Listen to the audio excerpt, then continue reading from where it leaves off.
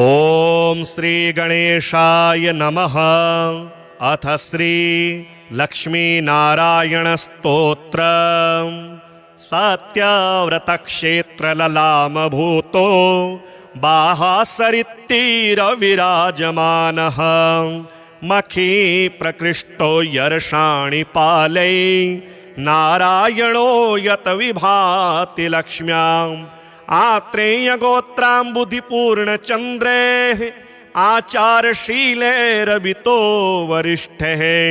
आशास्यमानः परभक्तियुक्ते नारायणो भाति सहैव लक्ष्म्यां श्रीवैष्णवाग्रे सरमाननीयाः आचार्यवर्या जगति प्रसिद्धाः सत्संप्रदाया वनबद्धदीक्षाः त्वया प्रदाता जगतां विभान्ति भाग्यं जगत्यामुपवर्णनीयं त्वदीय सेवा फलमामनन्ति आस्ते कदिव्याद्वरयेदि भोग्ये जाने ग्रहारे तव भाग्यमेतत् इष्टार्थ सिद्ध्यै भवतोपदिष्टमिष्ट्यादिकं भूरि कृतं हि यत्र यज्ञो हि नारायण नाम रूपः त्वमत्र भासीति विभावये त्वाम् आत्रेय गोत्रे कजनि प्रकृष्टः द्विजत्वं प्रतिपद्यमानाः भूयस्तरां विष्णुपदे चरन्तः विभान्ति तुष्टस्त्वमिहासि भूत्यै नारायणत्वं रमया समेतः प्राचीं दिशं वीक्ष्य मुहुः प्रसन्नः कुतो न जाने परमं रहस्यं यूपोज्ज्वलं स्तम्भमवेक्ष्यसे किं यज्ञस्य साक्षी स्थिर एव लोके यज्ञस्थली चापि विभाति सुस्था ततोऽभिजाता वसतो ग्रहारः विश्वप्रसिद्धोऽप्यधुना त्वयैव काञ्चोत्तराच्चोत्तमतां प्रणीता यज्ञैर्हि सज्जः किल यायजूके अत्यन्वयान्वयद्विद्वदग्रे सुस्वद्वरेरद्वरवेदिदीप्रेः श्रीवादिहंसाम्बुदसूरिवर्य वंशावतंसः किल विप्रवर्यः श्री श्रीनिवासा ध्वरिभिः प्रतिष्ठां प्राप्तोऽग्रहारो यर्षाणि पालै प्रतिष्ठितस्त्वं निजभूम्नि नित्यं प्रतिष्ठितस्त्वं परमाग्रहारे पुनः प्रतिष्ठा भवतः प्रशस्या चिराय नारायण सन्निधस्त्वं यमपयं प्राह्वयति स्म हृष्टो वरप्रदो वारणशैलमूर्ध्नि देवाधिराजोपय दीक्षितोऽसौ कूटस्थ एवा भवदत्रिगोत्रे कल्याणकुल्या कमनीययूपः कार्श्यं कुतः प्राप न वेद्मि तत्त्वं क्षमस्व सर्वानपराधवर्गान् हृद्यै समीक्ष्य स्वसुधा कटाक्षात् कल्याणकुल्या मृतवाहिनीशात् यूपः समुच्छायमुपेतो भूयः त्वदीयधामो ज्वलतामुपेयात् आराधनं ते नवतां प्रदद्यात् काञ्चीघटाम्बीत्यभिधानभाजः श्रीवेङ्कटाचार्यमुखः कवीन्द्राः यत्सन्निधानात् अतुलां प्रतिष्ठां सम्प्राप्य नारायण संविभासि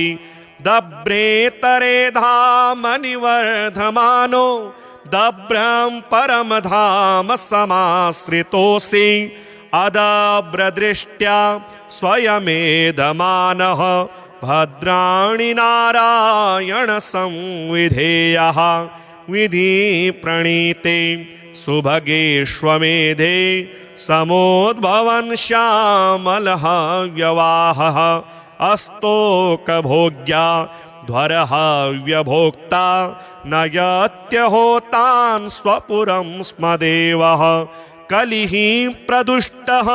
कवयोऽपि नष्टः कल्याणकुल्याप्यमृतेन हीनां जाताश्च दूरे सुखजीविकायै परन्तु नारायण सुस्थिरोऽसि पूतोग्रहारो मखजालकृत्या पूतास्थली सत्पदरेणुपूर्णां पूता वयं ग्रामसुनामधृत्या वसेम नारायण ते कटाक्षः श्रीसूक्तहोमेन कृतेन भक्त्या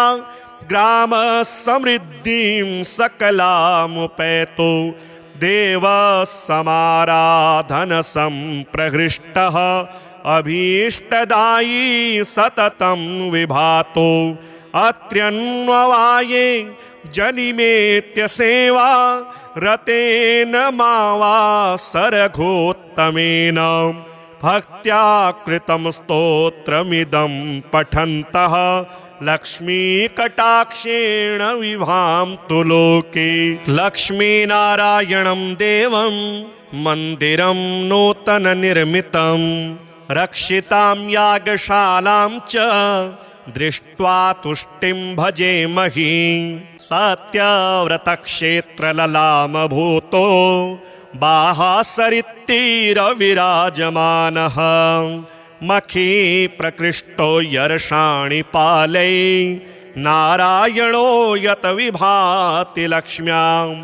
आत्रेयगोत्राम्बुधिपूर्णचन्द्रेः आचारशीलैरवितो वरिष्ठः आशास्यमानः परभक्तियुक्तेः नारायणो भाति सहैव लक्ष्म्यां श्रीवैष्णवाग्रे सरमाननीयाः आचार्यवर्या जगति प्रसिद्धाः सतसम्प्रदाया वनबद्धदीक्षाः त्वया प्रदाता जगतां विभान्ति भाग्यं जगत्यामुपवर्णनीयं त्वदीयसेवा फलमामनन्ति आस्ते कदिव्याद्वरयेदि भोग्ये जाने ग्रहारे तव भाग्यमेतत् इष्टार्थसिद्ध्यै भवतोपदिष्टमिष्ट्यादिकं भूरि कृतं हि यत्र यज्ञो हि नारायण नामरूपः त्वमत्र भासीति विभावये त्वाम् आत्रेयगोत्रैकजनि प्रकृष्टः द्विजत्वं प्रतिपद्यमानाः भूयस्तरां विष्णुपदे चरन्तः विभान्ति तुष्टस्त्वमिहासि भूत्यै नारायणत्वं रमया समेतः प्राचीं दिशं वीक्ष्य मुहुः प्रसन्नः कुतो न जाने परमं रहस्यं यूपोज्ज्वलं स्तम्भमवेक्ष्यसे किं यज्ञस्य साक्षी स्थिर एव लोके यज्ञस्थली चापि विभाति सुस्था ततोऽभिजाता वसतोऽग्रहारः विश्वप्रसिद्धोऽप्यधुना त्वयैव काञ्चोत्तराच्चोत्तमतां प्रणीता यज्ञैर्हि सज्जः किल यायजूकैः अत्यन्वयान्वयद्विद्वदग्रे सुस्वद्वरेरद्वरवेदिदीप्रेः श्रीवादिहंसाम्बुदसूरिवर्य वंशावतंसः किल विप्रवर्यः श्रीश्रीनिवासा ध्वरिभिः प्रतिष्ठां प्राप्तोऽग्रहारो यर्षाणि पालै प्रतिष्ठितस्त्वं निजभूम्नि नित्यं प्रतिष्ठितस्त्वं परमाग्रहारे पुनः प्रतिष्ठा भवतः प्रशस्या चिराय नारायण सन्निधस्त्वं यमपयं प्राह्वयति स्म हृष्टो वरप्रदो वारणशैलमूर्ध्नि देवाधिराजोपय दीक्षितोऽसौ कूटस्थ एवा भवदत्रिगोत्रे कल्याणकुल्या कमनीययूपः कार्श्यं कुतः प्राप न वेद्मि तत्त्वं क्षमस्व सर्वानपराधवर्गान् हृद्यै समीक्ष्य स्वसुधा कटाक्षात् कल्याणकुल्या मृतवाहिनीशात् यूपः समुच्छायमुपेतो भूयः त्वदीयधामो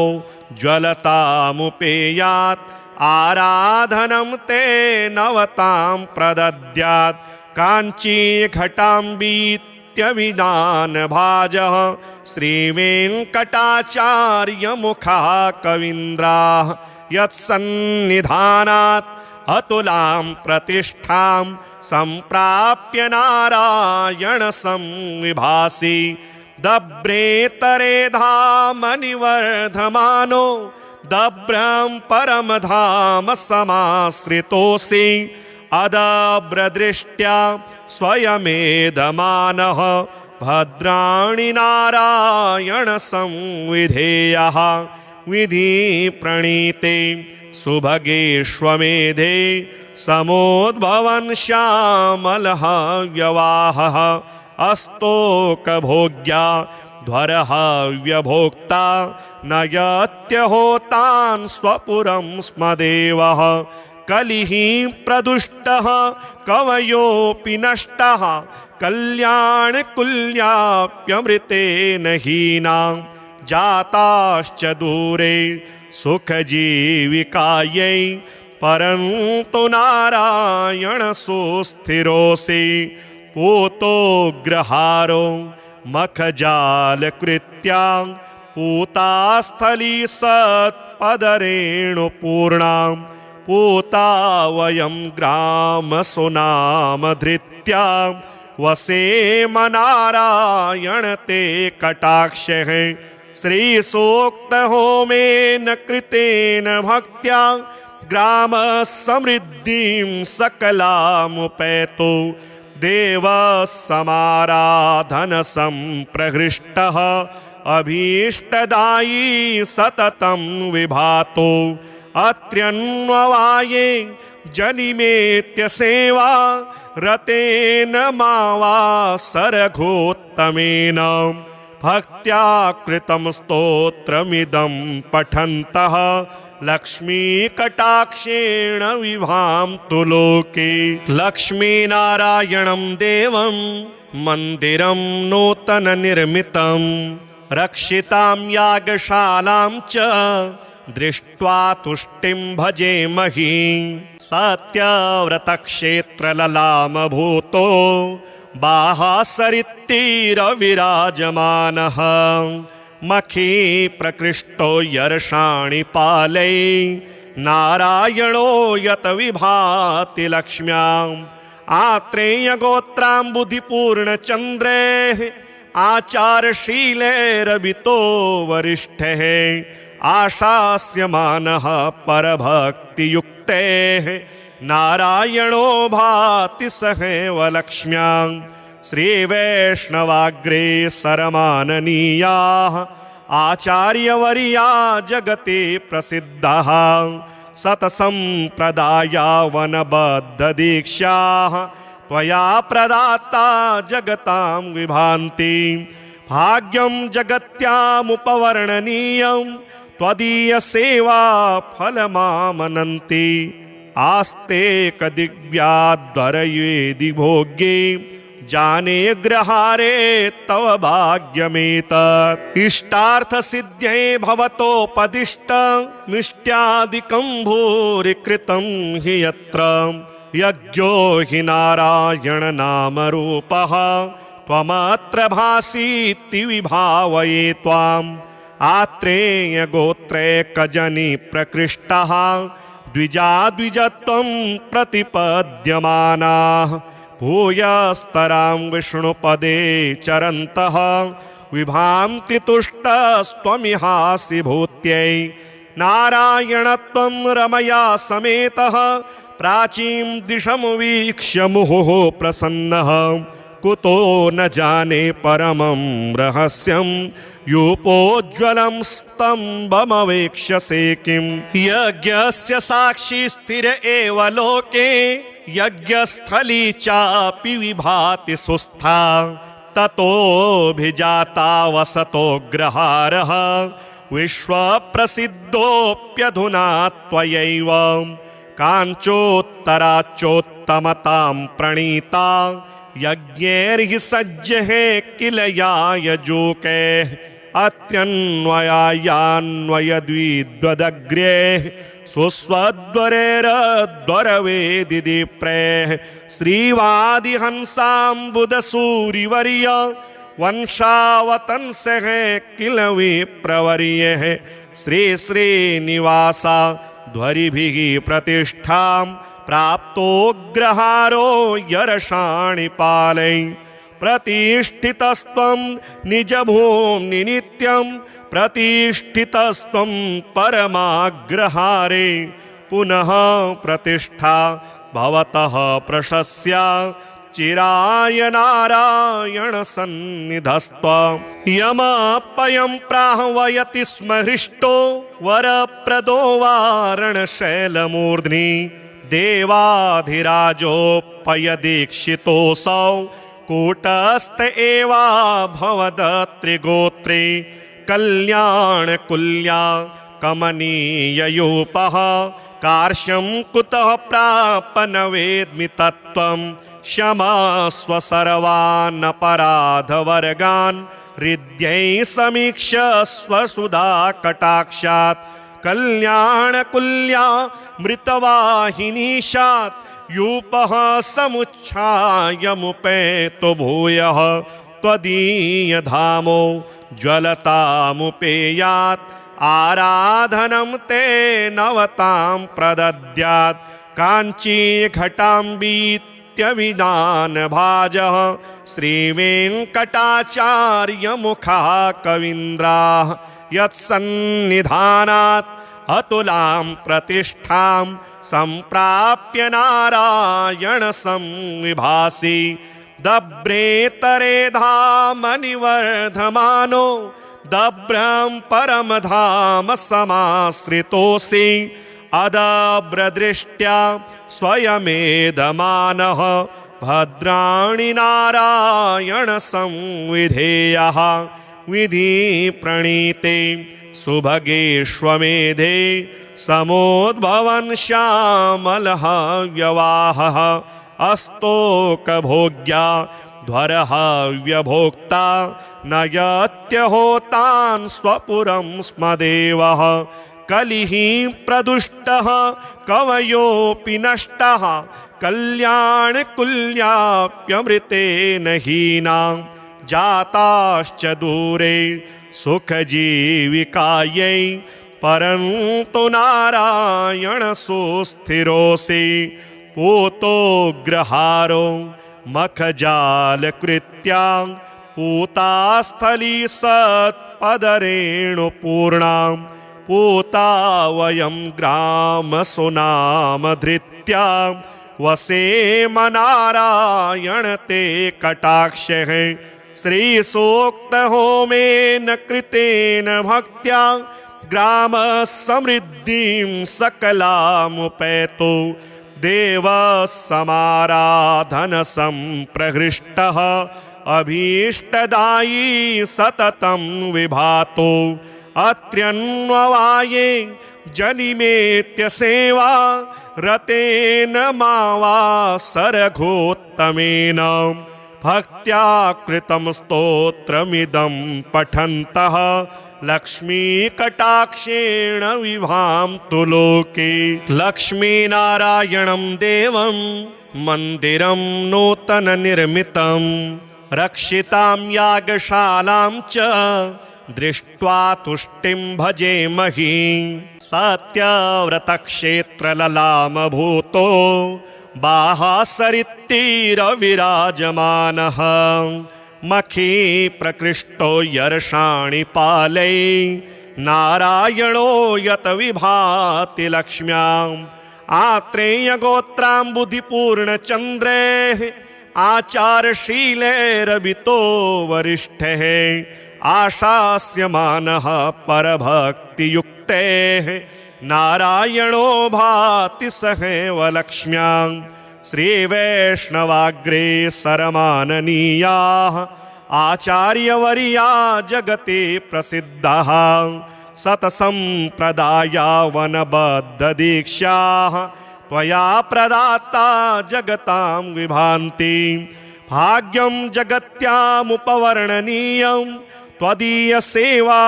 फलमामनन्ति आस्ते कदिव्याद्वरयेदि भोग्ये जाने ग्रहारे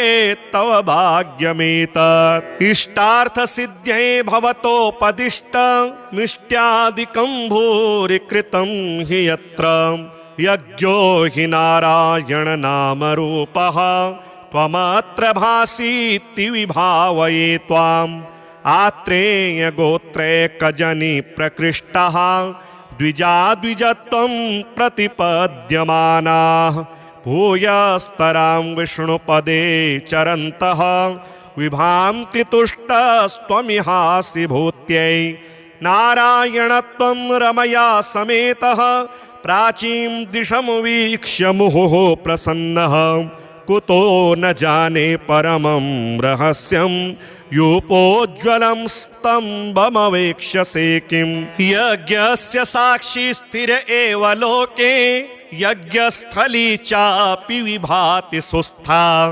ततोऽभिजाता वसतोऽग्रहारः विश्वप्रसिद्धोऽप्यधुना त्वयैव काञ्चोत्तराच्चोत्तमतां प्रणीता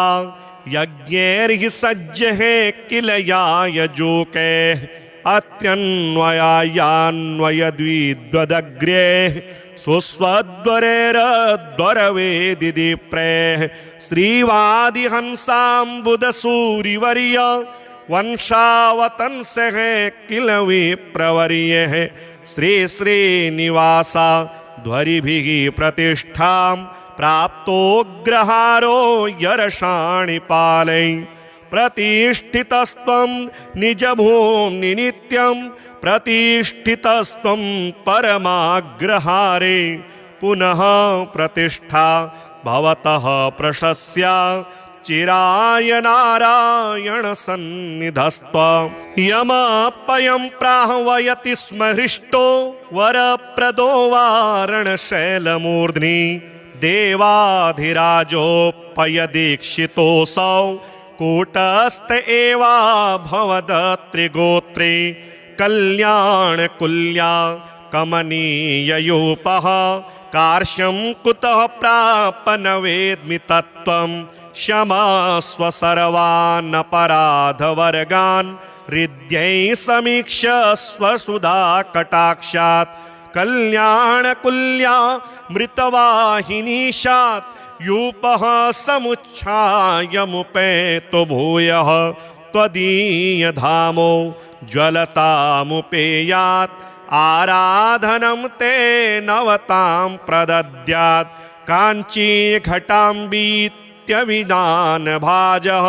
श्रीवेङ्कटाचार्यमुखा कवीन्द्राः यत्सन्निधानात् अतुलां प्रतिष्ठां सम्प्राप्य नारायण संविभासि दभ्रेतरे धामनिवर्धमानो दभ्रं परमधाम समाश्रितोऽसि अदभ्रदृष्ट्या स्वयमेधमानः भद्राणि नारायण संविधेयः विधि प्रणीते सुभगेष्वमेधे समोद्भवन् श्यामलः व्यवाहः अस्तोकभोग्या ध्वरः व्यभोक्ता नयत्यहोतान् स्वपुरं स्म देवः कलिः प्रदुष्टः कवयोऽपि नष्टः कल्याणकुल्याप्यमृतेन हीनां जाताश्च दूरे सुखजीविकायै परन्तु नारायण सुस्थिरोऽसि पूतोऽग्रहारो मखजालकृत्या पूतास्थली सत्पदरेणुपूर्णां पूता वयं ग्रामसुनामधृत्या वसेम नारायण ते कटाक्षः श्रीसूक्तहोमेन कृतेन भक्त्या ग्राम समृद्धिं सकलामुपैतो देव समाराधन संप्रहृष्टः अभीष्टदायी सततं विभातो अत्र्यन्ववाये जनिमेत्य सेवा रतेन मावा सरघोत्तमेन भक्त्या कृतं स्तोत्रमिदं पठन्तः लक्ष्मीकटाक्षेण विभान्तु लोके। लक्ष्मीनारायणं देवं मन्दिरं नूतननिर्मितं रक्षितां यागशालां च दृष्ट्वा तुष्टिं भजेमहि। सत्यव्रतक्षेत्रललामभूतो बाहासरित्तीरविराजमानः मखी प्रकृष्टो यर्षाणि पालै नारायणो यत विभाति लक्ष्म्याम् आत्रेयगोत्राम्बुधिपूर्णचन्द्रेः आचारशीलैरवितो वरिष्ठः आशास्यमानः परभक्तियुक्तेः नारायणो भाति सहैव लक्ष्म्यां। श्रीवैष्णवाग्रे सरमाननीयाः आचार्यवर्या जगति प्रसिद्धाः सतसम्प्रदाया वनबद्धदीक्षाः त्वया प्रदाता जगतां विभान्ति। भाग्यं जगत्यामुपवर्णनीयं त्वदीयसेवा फलमामनन्ति। आस्ते कदिव्याद्वरयेदि भोग्ये जाने ग्रहारे तव भाग्यमेतत्। इष्टार्थसिद्ध्यै भवतोपदिष्ट मिष्ट्यादिकं भूरि कृतं हि यत्र यज्ञो हि नारायण नामरूपः त्वमत्र भासीति विभावये त्वाम्। आत्रेयगोत्रैकजनि प्रकृष्टः द्विजत्वं प्रतिपद्यमानाः भूयस्तरां विष्णुपदे चरन्तः विभान्ति तुष्टस्त्वमिहासि भूत्यै। नारायणत्वं रमया समेतः प्राचीं दिशं वीक्ष्य मुहुः प्रसन्नः कुतो न जाने परमं रहस्यं यूपोज्ज्वलं स्तम्भमवेक्ष्यसे किं। यज्ञस्य साक्षी स्थिर एव लोके यज्ञस्थली चापि विभाति सुस्था ततोऽभिजाता वसतोऽग्रहारः विश्वप्रसिद्धोऽप्यधुना त्वयैव। काञ्चोत्तराच्चोत्तमतां प्रणीता यज्ञैर्हि सज्जः किल यायजूकैः अत्यन्वयान्वयद्विद्वदग्र्यैः सुस्वद्वरेरद्वरवेदिदीप्रैः श्रीवादिहंसाम्बुदसूरिवर्य वंशावतंसः किल विप्रवर्यः। श्री श्रीनिवासा ध्वरिभिः प्रतिष्ठां प्राप्तोऽग्रहारो यर्षाणि पालै। प्रतिष्ठितस्त्वं निजभूम्नि नित्यं प्रतिष्ठितस्त्वं परमाग्रहारे। पुनः प्रतिष्ठा भवतः प्रशस्या चिराय नारायण सन्निधस्त्वं। यमपयं प्राह्वयति स्म हृष्टो वरप्रदो वारणशैलमूर्ध्नि देवाधिराजोपयदीक्षितोऽसौ कूटस्थ एवा भवदत्रिगोत्रे। कल्याणकुल्या कमनीययूपः कार्श्यं कुतः प्रापन वेद्मि तत्त्वं। क्षमस्व सर्वानपराधवर्गान् हृद्यै समीक्ष्य स्वसुधा कटाक्षात्। कल्याणकुल्या मृतवाहिनीशात् यूपः समुच्छायमुपेतो भूयः त्वदीयधामो ज्वलतामुपेयात् आराधनं ते नवतां प्रदद्यात् काञ्चीघटाम्बीत्यविदानभाजः श्रीवेङ्कटाचार्यमुखा कवीन्द्राः यत्सन्निधानात् अतुलां प्रतिष्ठां सम्प्राप्य नारायण संविभासि दब्रेतरे धामनिवर्धमानो दभ्रं परमधाम समाश्रितोऽसि अदभ्रदृष्ट्या स्वयमेधमानः भद्राणि नारायण संविधेयः विधि प्रणीते सुभगेष्वमेधे समोद्भवन् श्यामलः व्यवाहः अस्तोकभोग्या ध्वरः व्यभोक्ता नयत्यहोतान् स्वपुरं स्मदेवः कलिः प्रदुष्टः कवयोऽपि नष्टः कल्याणकुल्याप्यमृतेन हीनां जाताश्च दूरे सुखजीविकायै परन्तु नारायण सुस्थिरोऽसि पूतोग्रहारो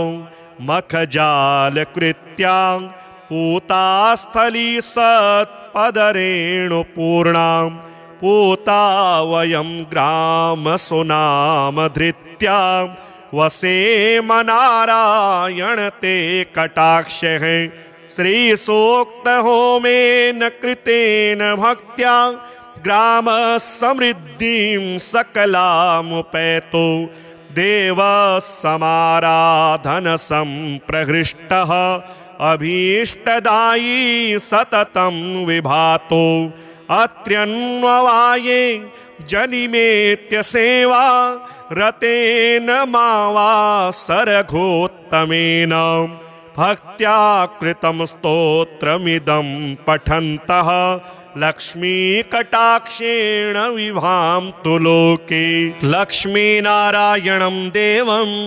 मन्दिरं नूतननिर्मितं रक्षितां यागशालां च दृष्ट्वा तुष्टिं भजेमहि सत्यव्रतक्षेत्रललामभूतो बाहासरित्तीरविराजमानः मखी प्रकृष्टो यर्षाणि पालै नारायणो यत विभाति लक्ष्म्याम् आत्रेयगोत्राम्बुधिपूर्णचन्द्रेः आचारशीलैरवितो वरिष्ठः आशास्यमानः परभक्तियुक्तेः नारायणो भाति सहैव लक्ष्म्यां श्रीवैष्णवाग्रे सरमाननीयाः आचार्यवर्या जगति प्रसिद्धाः सतसम्प्रदाया वनबद्धदीक्षाः त्वया प्रदाता जगतां विभान्ति भाग्यं जगत्यामुपवर्णनीयं त्वदीयसेवा फलमामनन्ति आस्ते कदिव्याद्वरयेदि भोग्ये जाने ग्रहारे तव भाग्यमेतत् इष्टार्थसिद्ध्यै भवतोपदिष्ट मिष्ट्यादिकं भूरि कृतं हि यत्र यज्ञो हि नारायण नामरूपः त्वमत्र भासीति विभावये त्वाम् आत्रेयगोत्रैकजनि प्रकृष्टः द्विजत्वं प्रतिपद्यमानाः भूयस्तरां विष्णुपदे चरन्तः विभान्ति तुष्टस्त्वमिहासि भूत्यै नारायणत्वं रमया समेतः प्राचीं दिशमुवीक्ष्य मुहुः प्रसन्नः कुतो न जाने परमं रहस्यं यूपोज्ज्वलं स्तम्भमवेक्ष्यसे किं यज्ञस्य साक्षी स्थिर एव लोके यज्ञस्थली चापि विभाति सुस्था ततोऽभिजाता वसतोऽग्रहारः विश्वप्रसिद्धोऽप्यधुना त्वयैव काञ्चोत्तराच्चोत्तमतां प्रणीता यज्ञैर्हि सज्जहे किल यायजूके अत्यन्वयान्वयद्विद्वदग्रे सुस्वद्वरेरद्वरवेदिप्रे श्रीवादिहंसाम्बुदसूरिवर्य वंशावतंसः किल विप्रवर्यः श्री श्रीनिवासा ध्वरिभिः प्रतिष्ठां प्राप्तोऽग्रहारो यर्षाणिपालै प्रतिष्ठितस्त्वं निजभूम्नि नित्यं प्रतिष्ठितस्त्वं परमाग्रहारे पुनः प्रतिष्ठा भवतः प्रशस्या चिराय नारायण सन्निधस्त्वं यमपयं प्राह्वयति स्म हृष्टो वरप्रदो वारणशैलमूर्ध्नि देवाधिराजोपयदीक्षितोऽसौ कूटस्थ एवा भवदत्रिगोत्रे कल्याणकुल्या कमनीययूपः कार्श्यं कुतः प्रापन वेद्मि तत्त्वं क्षमस्व सर्वानपराधवर्गान् हृद्यै समीक्ष्य स्वसुधा कटाक्षात् कल्याणकुल्या मृतवाहिनीशात् यूपः समुच्छायमुपेतो भूयः त्वदीयधामो ज्वलतामुपेयात् आराधनं ते नवतां प्रदद्यात् काञ्चीघटाम्बीत्यविधानभाजः श्रीवेङ्कटाचार्यमुखः कवीन्द्राः यत्सन्निधानात् अतुलां प्रतिष्ठां सम्प्राप्य नारायण संविभासि दभ्रेतरे धामनिवर्धमानो दभ्रं परमधाम समाश्रितोऽसि अदभ्रदृष्ट्या स्वयमेधमानः भद्राणि नारायण संविधेयः विधि प्रणीते सुभगेष्वमेधे समोद्भवन् श्यामलः व्यवाहः अस्तोकभोग्या ध्वरः व्यभोक्ता नयत्यहोतान् स्वपुरं स्म देवः कलिः प्रदुष्टः कवयोऽपि नष्टः कल्याणकुल्याप्यमृतेन हीनां जाताश्च दूरे सुखजीविकायै परन्तु नारायण सुस्थिरोऽसि पूतोऽग्रहारो मखजालकृत्या पूतास्थली सत्पदरेणुपूर्णां पूता वयं ग्रामसुनामधृत्या वसेम नारायण ते कटाक्षः श्रीसूक्तहोमेन कृतेन भक्त्या ग्रामसमृद्धिं सकलामुपैतो देवसमाराधनसम्प्रहृष्टः अभीष्टदायी सततं विभातो अत्र्यन्ववाये जनिमेत्य सेवा रतेन मावासरघोत्तमेन भक्त्या कृतं स्तोत्रमिदं पठन्तः लक्ष्मीकटाक्षेण विभान्तु लोके लक्ष्मीनारायणं देवं मन्दिरं नूतननिर्मितं रक्षितां यागशालां च दृष्ट्वा तुष्टिं भजेमहि सत्यव्रतक्षेत्रललामभूतो बाहासरित्तीरविराजमानः मखी प्रकृष्टो यर्षाणि पालै नारायणो यत विभाति लक्ष्म्याम् आत्रेयगोत्राम्बुधिपूर्णचन्द्रेः आचारशीलैरवितो वरिष्ठः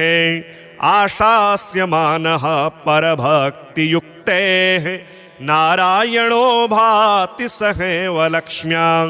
श्रीवैष्णवाग्रे सरमाननीयाः आचार्यवर्या जगति प्रसिद्धाः सतसम्प्रदाया वनबद्धदीक्षाः त्वया प्रदाता जगतां विभान्ति भाग्यं जगत्यामुपवर्णनीयं त्वदीयसेवा फलमामनन्ति आस्ते कदिव्याद्वरयेदि भोग्ये जाने ग्रहारे तव भाग्यमेतत् इष्टार्थसिद्ध्यै भवतोपदिष्टमिष्ट्यादिकं भूरि कृतं हि यत्र यज्ञो हि नारायणनामरूपः त्वमत्र भासीति विभावये त्वाम् आत्रेयगोत्रैकजनी प्रकृष्टः द्विजत्वं प्रतिपद्यमानाः भूयस्तरां विष्णुपदे चरन्तः विभान्ति तुष्टस्त्वमिहासि भूत्यै नारायणत्वं रमया समेतः प्राचीं दिशमुवीक्ष्य मुहुः प्रसन्नः कुतो न जाने परमं रहस्यं यूपोज्ज्वलं स्तम्भमवेक्ष्यसे किं यज्ञस्य साक्षी स्थिर एव लोके यज्ञस्थली चापि विभाति सुस्था ततोऽभिजाता वसतोऽग्रहारः विश्वप्रसिद्धोऽप्यधुना त्वयैव काञ्चोत्तराच्चोत्तमतां प्रणीता यज्ञैर्हि सज्जः किल यायजूके अत्यन्वयान्वयद्विद्वदग्रे सुस्वद्वरेरद्वरवेदिदीप्रे श्रीवादिहंसाम्बुदसूरिवर्य वंशावतंसः किल विप्रवर्यः श्री श्रीनिवासा ध्वरिभिः प्रतिष्ठां प्राप्तोऽग्रहारो यरषाणिपालै प्रतिष्ठितस्त्वं निजभूम्नि नित्यं प्रतिष्ठितस्त्वं परमाग्रहारे पुनः प्रतिष्ठा भवतः प्रशस्या चिराय नारायण सन्निधस्त्वं यमपयं प्राह्वयति स्म हृष्टो वरप्रदो वारणशैलमूर्ध्नि देवाधिराजोपयदीक्षितोऽसौ कूटस्थ एवा भवदत्रिगोत्रे कल्याणकुल्या कमनीययूपः कार्श्यं कुतः प्रापन वेद्मि तत्त्वं क्षमस्व सर्वानपराधवर्गान् हृद्यै समीक्ष्य स्वसुधा कटाक्षात् कल्याणकुल्या मृतवाहिनीशात् यूपः समुच्छायमुपेतो भूयः त्वदीयधामो ज्वलतामुपेयात् आराधनं ते नवतां प्रदद्यात् काञ्चीघटाम्बीत्यविधानभाजः श्रीवेङ्कटाचार्यमुखः कवीन्द्राः यत्सन्निधानात् अतुलां प्रतिष्ठां सम्प्राप्य नारायण संविभासि दब्रेतरे धामनिवर्धमानो दब्रं परमधाम समाश्रितोऽसि अदब्रदृष्ट्या स्वयमेधमानः भद्राणि नारायण संविधेयः विधि प्रणीते सुभगेष्वमेधे समोद्भवन् श्यामलः व्यवाहः अस्तोकभोग्या ध्वरः व्यभोक्ता नयत्यहोतान् स्वपुरं स्मदेवः कलिः प्रदुष्टः कवयोऽपि नष्टः कल्याणकुल्याप्यमृतेन हीनां जाताश्च दूरे सुखजीविकायै परन्तु नारायण सुस्थिरोऽसि पूतोऽग्रहारो मखजालकृत्या पूतास्थली सत्पदरेणुपूर्णां पूता वयं ग्रामसुनामधृत्या वसेम नारायण ते कटाक्षः श्रीसूक्तहोमेन कृतेन भक्त्या ग्रामसमृद्धिं सकलामुपैतो देवः समाराधन संप्रहृष्टः अभीष्टदायी सततं विभातो अत्र्यन्ववाये जनिमेत्य सेवा रतेन मावासरघोत्तमेन भक्त्या कृतं स्तोत्रमिदं पठन्तः लक्ष्मीकटाक्षेण विभान्तु लोके। लक्ष्मीनारायणं देवं मन्दिरं नूतननिर्मितं रक्षितां यागशालां च दृष्ट्वा तुष्टिं भजेमहि। सत्यव्रतक्षेत्रललामभूतो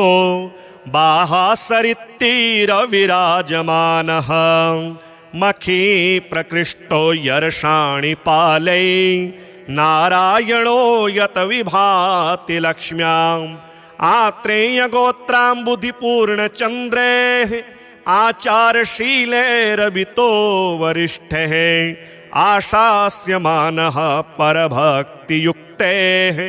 नारायणो भाति सहैव लक्ष्म्यां। श्रीवैष्णवाग्रेसरमाननीयाः आचार्यवर्या जगति प्रसिद्धाः सतसम्प्रदाया वनबद्धदीक्षाः त्वया प्रदाता जगतां विभान्ति। भाग्यं जगत्यामुपवर्णनीयं त्वदीयसेवा फलमामनन्ति। आस्ते कदिव्याद्वरयेदि भोग्ये जाने ग्रहारे तव भाग्यमेतत्। इष्टार्थसिद्ध्यै भवतोपदिष्टमिष्ट्यादिकं भूरि कृतं हि यत्र यज्ञो हि नारायणनामरूपः त्वमत्र भासीति विभावये त्वाम्। आत्रेयगोत्रैकजनि प्रकृष्टः द्विजत्वं प्रतिपद्यमानाः भूयस्तरां विष्णुपदे चरन्तः विभान्ति तुष्टस्त्वमिहासि भूत्यै। नारायणत्वं रमया समेतः प्राचीं दिशमुवीक्ष्य मुहुः प्रसन्नः कुतो न जाने परमं रहस्यं यूपोज्ज्वलं स्तम्भमवेक्ष्यसे किं। यज्ञस्य साक्षी स्थिर एव लोके यज्ञस्थली चापि विभाति सुस्था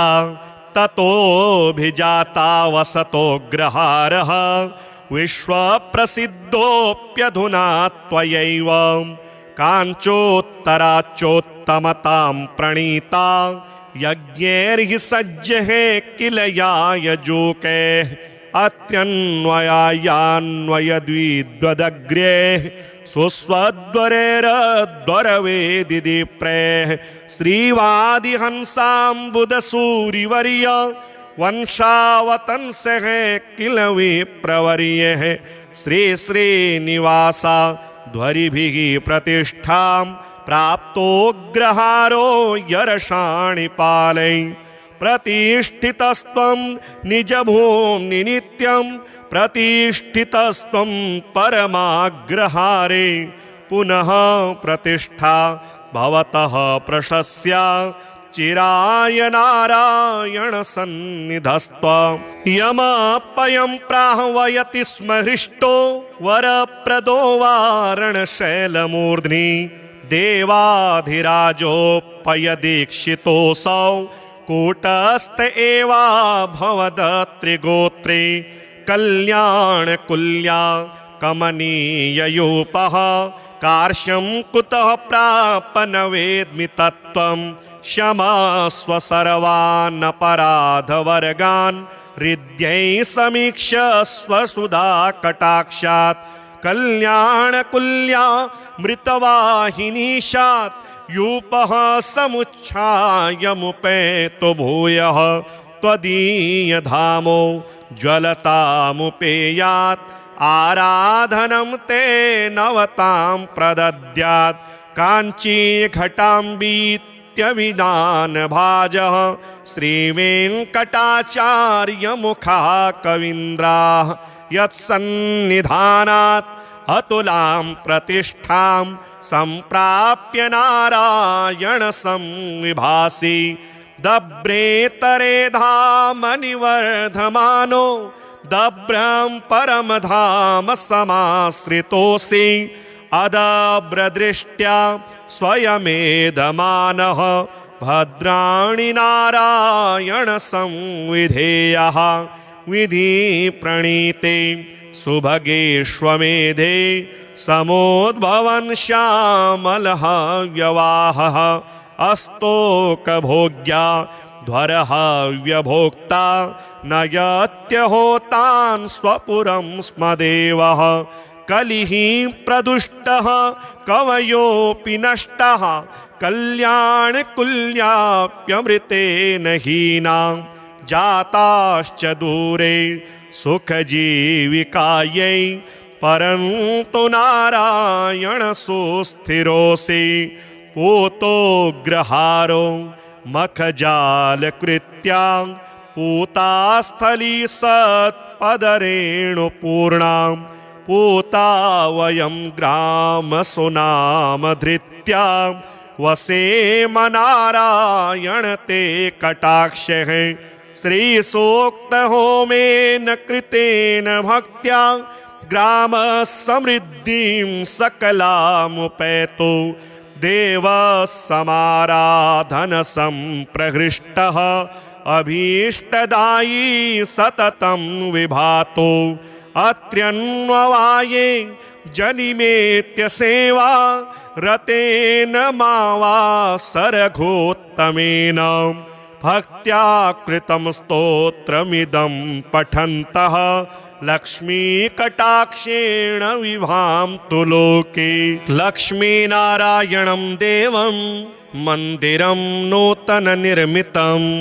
रक्षितां यागशालां च दृष्ट्वा तुष्टिं भजेमहि सत्यव्रतक्षेत्रललामभूतो बाहासरित्तीरविराजमानः मखी प्रकृष्टो यर्षाणि पालै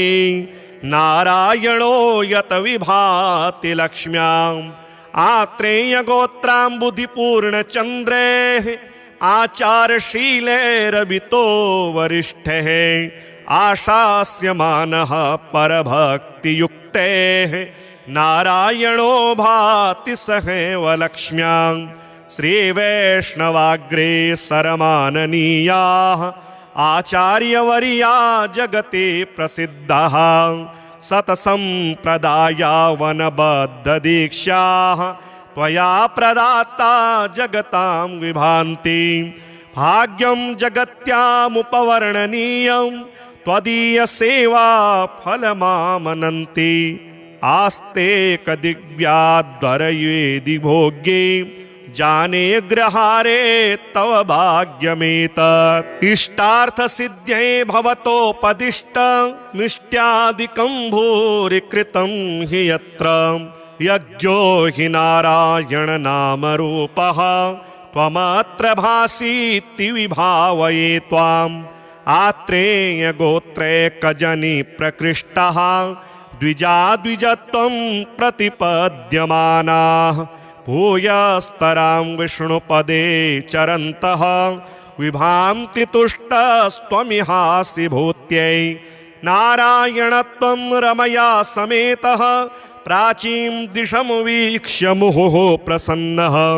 कुतो न जाने परमं रहस्यं यूपोज्ज्वलं स्तम्भमवेक्ष्यसे किं यज्ञस्य साक्षी स्थिर एव लोके यज्ञस्थली चापि विभाति सुस्था ततोऽभिजाता वसतोऽग्रहारः विश्वप्रसिद्धोऽप्यधुना त्वयैव काञ्चोत्तराच्चोत्तमतां प्रणीता यज्ञैर्हि सज्जः किल यायजूकैः अत्यन्वयान्वयद्विद्वदग्र्यैः सुस्वद्वरेरद्वरवेदिदीप्रैः श्रीवादिहंसाम्बुदसूरिवर्य वंशावतंसः किल विप्रवर्यः श्रीश्रीनिवासा ध्वरिभिः प्रतिष्ठां प्राप्तोऽग्रहारो यर्षाणि पालै प्रतिष्ठितस्त्वं निजभूम्नि नित्यं प्रतिष्ठितस्त्वं परमाग्रहारे पुनः प्रतिष्ठा भवतः प्रशस्या चिराय नारायण सन्निधस्त्वं यमपयं प्राह्वयति स्म हृष्टो वरप्रदो वारणशैलमूर्ध्नि देवाधिराजोपयदीक्षितोऽसौ कूटस्थ एवा भवदत्रिगोत्रे कल्याणकुल्या कमनीययूपः कार्श्यं कुतः प्रापन वेद्मि तत्त्वं क्षमस्व सर्वानपराधवर्गान् हृद्यै समीक्ष्य स्वसुधा कटाक्षात् कल्याणकुल्या मृतवाहिनीशात् यूपः समुच्छायमुपेतो भूयः त्वदीयधामो ज्वलतामुपेयात् आराधनं ते नवतां प्रदद्यात् काञ्ची घटाम्बीत्यभिधानभाजः श्रीवेङ्कटाचार्यमुखः कवीन्द्राः यत्सन्निधानात् अतुलां प्रतिष्ठां सम्प्राप्य नारायण संविभासि दभ्रेतरे धामनिवर्धमानो दभ्रं परमधाम समाश्रितोऽसि अदभ्रदृष्ट्या स्वयमेधमानः भद्राणि नारायण संविधेयः विधि प्रणीते सुभगेष्वमेधे समोद्भवन् श्यामलः व्यवाहः अस्तोकभोग्या ध्वरः व्यभोक्ता नयत्यहोतान् स्वपुरं स्म देवः कलिः प्रदुष्टः कवयोऽपि नष्टः कल्याणकुल्याप्यमृतेन हीनां जाताश्च दूरे सुखजीविकायै परन्तु नारायण सुस्थिरोऽसि पूतोग्रहारो मखजालकृत्या पूतास्थली सत्पदरेणुपूर्णां पूता वयं ग्रामसुनामधृत्या वसेम नारायण ते कटाक्षः श्रीसूक्तहोमेन कृतेन भक्त्या ग्रामसमृद्धिं सकलामुपैतो देवसमाराधनसम्प्रहृष्टः अभीष्टदायी सततं विभातो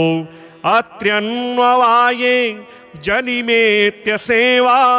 रतेन मावासरघोत्तमेन भक्त्या कृतं स्तोत्रमिदं पठन्तः लक्ष्मीकटाक्षेण विभान्तु लोके लक्ष्मीनारायणं देवं मन्दिरं नूतननिर्मितं रक्षितां यागशालां च दृष्ट्वा तुष्टिं भजेमहि सत्यव्रतक्षेत्रललामभूतो बाहासरित्तीरविराजमानः मखी प्रकृष्टो यर्षाणि पालै नारायणो यत विभाति लक्ष्म्याम् आत्रेयगोत्राम्बुधिपूर्णचन्द्रेः आचारशीलैरभितो वरिष्ठः आशास्यमानः परभक्तियुक्तेः नारायणो भाति सहैव लक्ष्म्यां श्रीवैष्णवाग्रे सरमाननीयाः आचार्यवर्या जगति प्रसिद्धाः सतसम्प्रदाया वनबद्धदीक्षाः त्वया प्रदाता जगतां विभान्ति भाग्यं जगत्यामुपवर्णनीयं त्वदीयसेवा फलमामनन्ति आस्ते कदिव्याद्वरयेदि भोग्ये जाने ग्रहारे तव भाग्यमेतत् इष्टार्थसिद्ध्यै भवतोपदिष्टमिष्ट्यादिकं भूरि कृतं हि यत्र यज्ञो हि नारायण नामरूपः त्वमत्र भासीति विभावये त्वाम् आत्रेय गोत्रैकजनी प्रकृष्टः द्विजत्वं प्रतिपद्यमानाः भूयस्तरां विष्णुपदे चरन्तः विभान्ति तुष्टस्त्वमिहासि भूत्यै नारायणत्वं रमया समेतः प्राचीं दिशमुवीक्ष्य मुहुः प्रसन्नः कुतो न जाने परमं रहस्यं यूपोज्ज्वलं स्तम्भमवेक्ष्यसे किं यज्ञस्य साक्षी स्थिर एव लोके यज्ञस्थली चापि विभाति सुस्था ततोऽभिजाता वसतोऽग्रहारः विश्वप्रसिद्धोऽप्यधुना त्वयैव काञ्चोत्तराच्चोत्तमतां प्रणीता यज्ञैर्हि सज्जः किल यायजूकैः अत्यन्वयान्वयद्विद्वदग्र्यैः सुस्वद्वरेरद्वरवेदिदीप्रैः श्रीवादिहंसाम्बुदसूरिवर्य वंशावतंसः किल विप्रवर्यः श्रीश्रीनिवासा ध्वरिभिः प्रतिष्ठां प्राप्तोऽग्रहारो यरषाणिपालै प्रतिष्ठितस्त्वं निजभूम्नि नित्यं प्रतिष्ठितस्त्वं परमाग्रहारे पुनः प्रतिष्ठा भवतः प्रशस्या चिराय नारायण सन्निधस्त्वं यमपयं प्राह्वयति स्म हृष्टो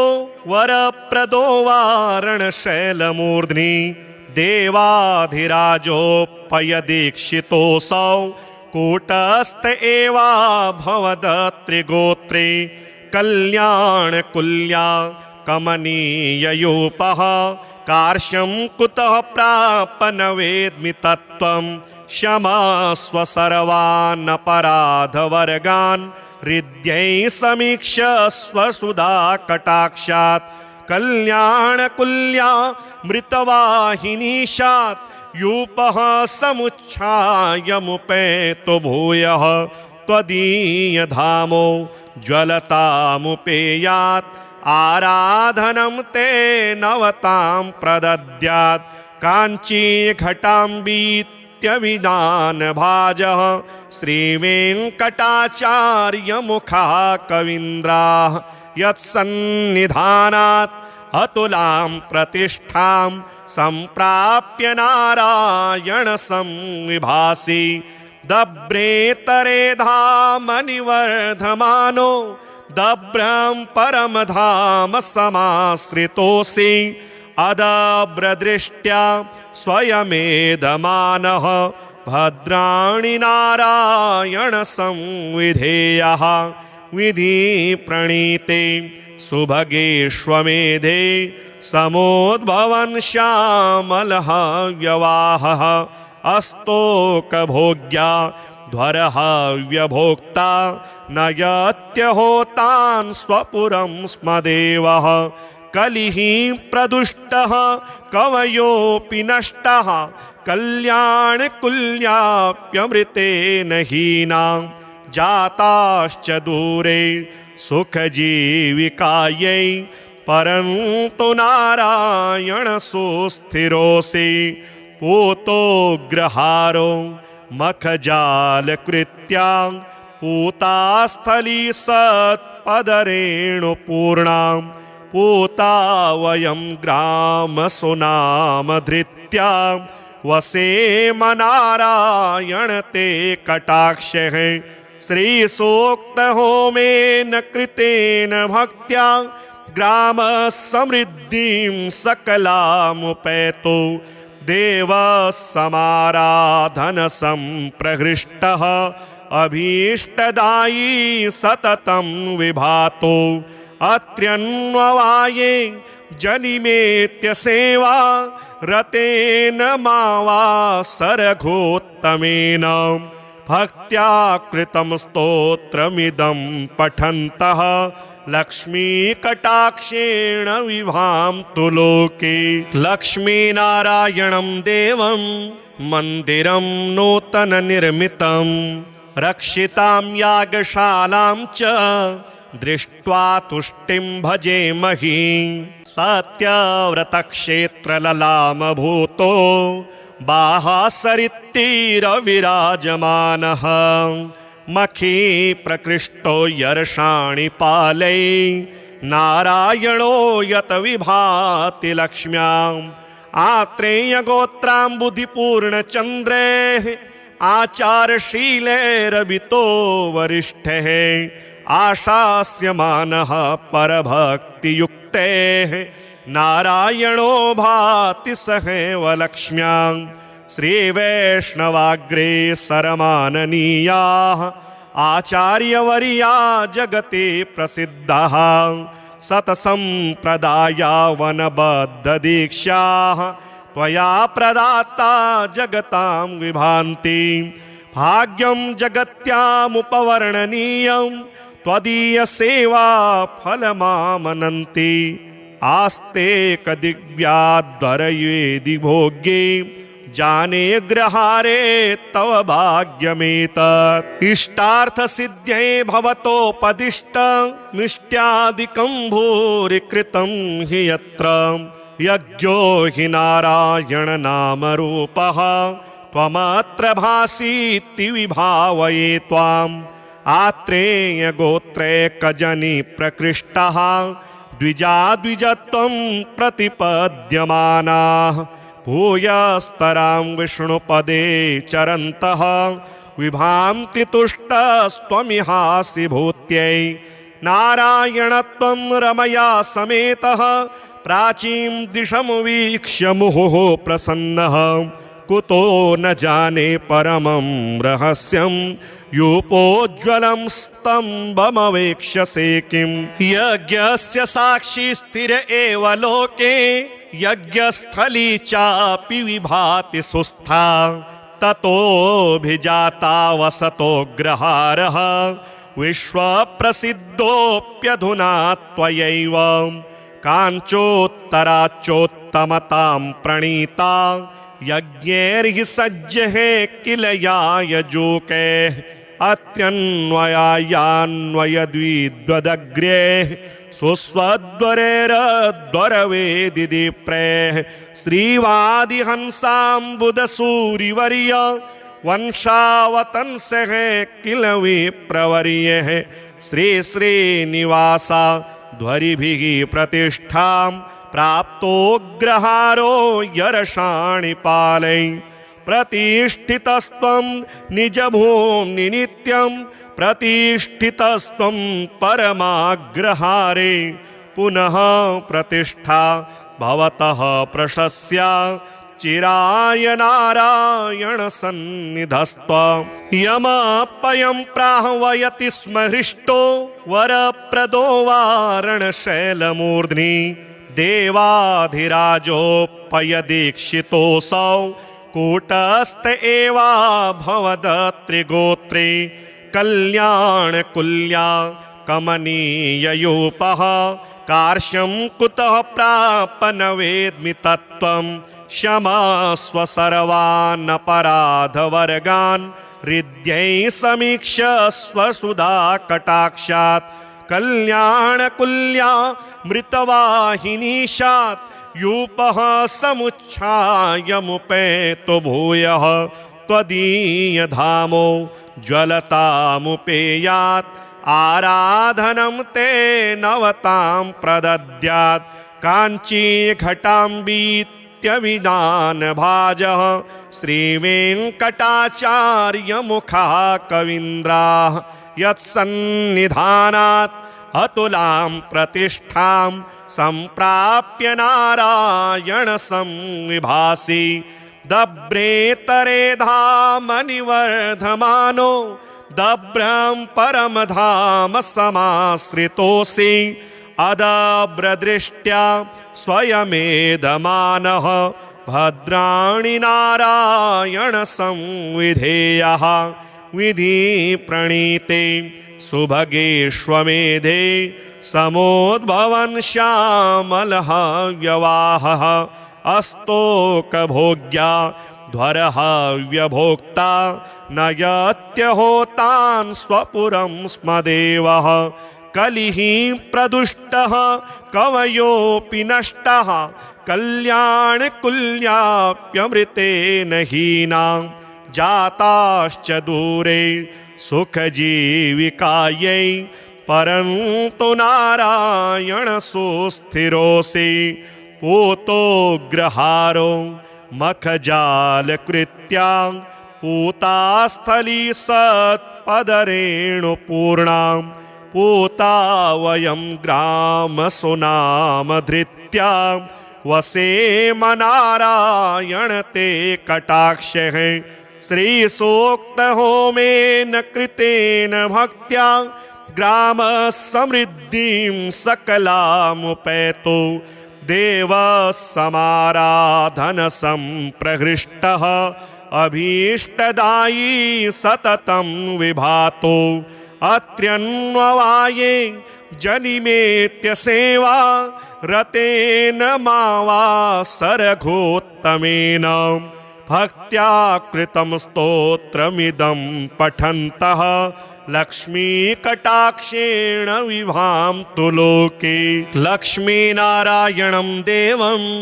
मन्दिरं नूतननिर्मितं रक्षितां यागशालां च दृष्ट्वा तुष्टिं भजेमहि।